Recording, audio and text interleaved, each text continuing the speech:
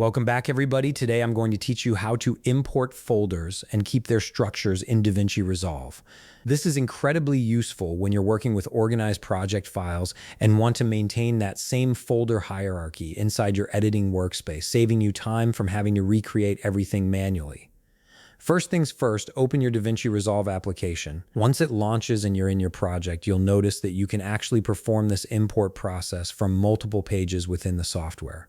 You have the option to do this on the media page, the edit page, or even the cut page, as long as you have access to the media pool. The media pool is essentially your project's library where all your assets live, and it's available across these different workspaces. For this example, we're going to work on the media page. This is typically where most editors prefer to organize their files before diving into the actual editing process. It gives you a clear view of everything you're working with and makes the organization process much more straightforward.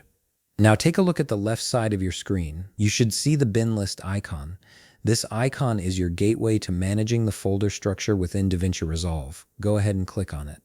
This action opens up the bin structure where you can create, organize, and manage different folders for your project assets. Here's where the magic happens. Open your file browser, which is the file system on your computer where all your folders are stored.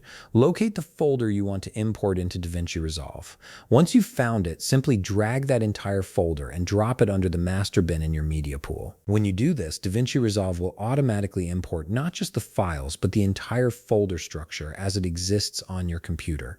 This means if you have subfolders within subfolders, all of that hierarchy will be preserved exactly as you organized it originally. This feature is a huge time saver, especially when you're dealing with complex projects that have multiple categories of footage, audio files, graphics, and other assets. Instead of manually creating bins and sorting everything one by one, you can bring in your pre-organized structure and start working immediately. And that's it. You've successfully imported your folders while maintaining their original structure in DaVinci Resolve. If you found this video helpful, please leave a like, subscribe, and see you in the next video.